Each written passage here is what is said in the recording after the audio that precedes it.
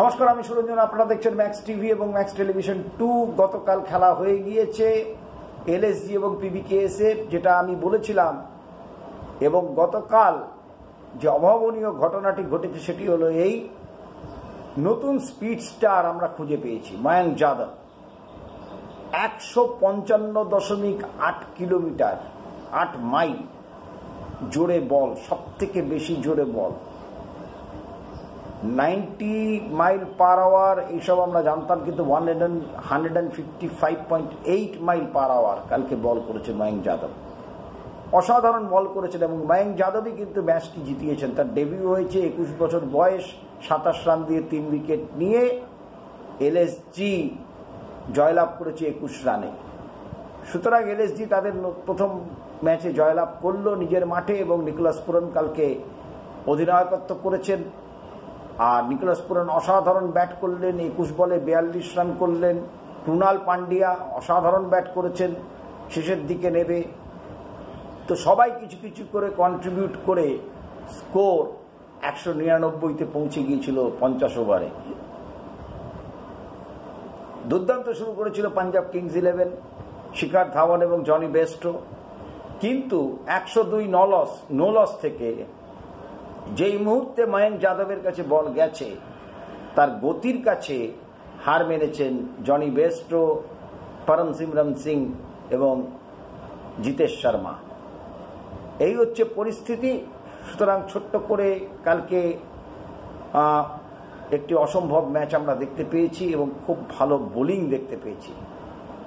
এত স্পিডে বল করেছেন কনস্ট্যান্ট, এবং এমন একটা জায়গায় বল রাখছিলেন যে জায়গা থেকে মারাটা তাকে অসম্ভব। এবং তাকে যখন দিনের শেষে জিজ্ঞাসা করা হয়, player of the match Mayank যাদবই হয়েছেন, তাকে যখন জিজ্ঞাসা করা হয় যে আপনি স্লোয়ার বলের কথা ভাবছিলেন কিনা, তো ময়ঙ্ক যাদব বলেন যে হ্যাঁ, স্লোয়ার বলের কথা ভাবছিলাম, কিন্তু পরে দেখা গেল যে আমাকে ইনস্ট্রাকশন আমার কোচ দিয়েছেন যে না, তুমি you don't sacrifice your speed, you have to bowl fast. তো সুতরাং আমি ফাস্টই করেছি, আমি আর স্লোয়ারের দিকে যাইনি। অর্থাৎ এটাও কথার মাধ্যমে এটাও প্রকাশ পেল যে স্লোয়ারও তার কাছে আছে, এবং সে যদি কোনো কারণে ইয়র্কার এবং স্লোয়ারটা ডেভেলপ করতে পারে, সত্যি যদি স্লোয়ারটা তার কাছে থাকে এবং ইয়র্কারটা ডেভেলপ করতে পারে, তাহলে কিন্তু একটি দুর্দান্ত বোলিং আমরা আগামী দিনে দেখতে পাবো। এবং তাকে ইতিমধ্যে ব্রেটলি প্রশংসা করেছেন, বলেছেন যে তুমি কোথায় ছিলে। এবং ময়ঙ্ক যাদবের আদর্শ হচ্ছে খুব ইমপ্রেসিভ, ব্রেটলি বলেছেন। আর যিনি বলেছেন কোথায় ছিলেন, তিনি হচ্ছেন ডেল স্টেন। ময়ঙ্ক যাদব যাকে গুরু হিসেবে সামনে রেখে বোলিং করা শুরু করেছেন, এবং ডেল স্টেন বলেছে তুমি এতদিন কোথায় ছিলে।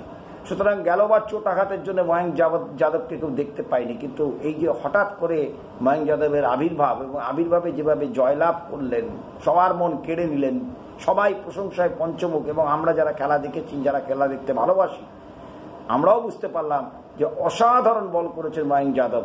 এবং ময়ঙ্ক যাদব আগামী দিনে ভারতীয় দলে যদি জায়গা পান, ভারতীয় দলে তো জায়গা পাবেনই, এবার হোয়াইট ফরম্যাটে জায়গা পাবেন কিনা সেই দিকে দেখার দরকার।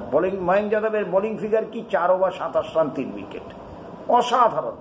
6.5 কাছাকাছি বোলিং অ্যাভারেজ, এবং তাকে মারা যে কষ্টকর, জনি বেস্টও বুঝতে পারেননি কত গতিতে বল আসছে। সুতরাং এটা ময়ঙ্ক যাদবকে নিয়েই আমার এই প্রতিবেদন। ময়ঙ্ক যাদব একটি অসাধারণ ফাইন্ডিং ভারতীয় দলের হয়ে আগামী দিনে অতি অবশ্য ক্রিকেট খেলবেন। এবং আরেকজন এর জন্যে যার প্রচণ্ড দক্ষতা আছে বা তার অভিজ্ঞতা কাজে লেগেছে, সেটা হচ্ছে গৌতম গম্ভীর। এই ময়ঙ্ক যাদবকে আবিষ্কার করে কিন্তু গৌতম গম্ভীরই নিয়ে এসছেন।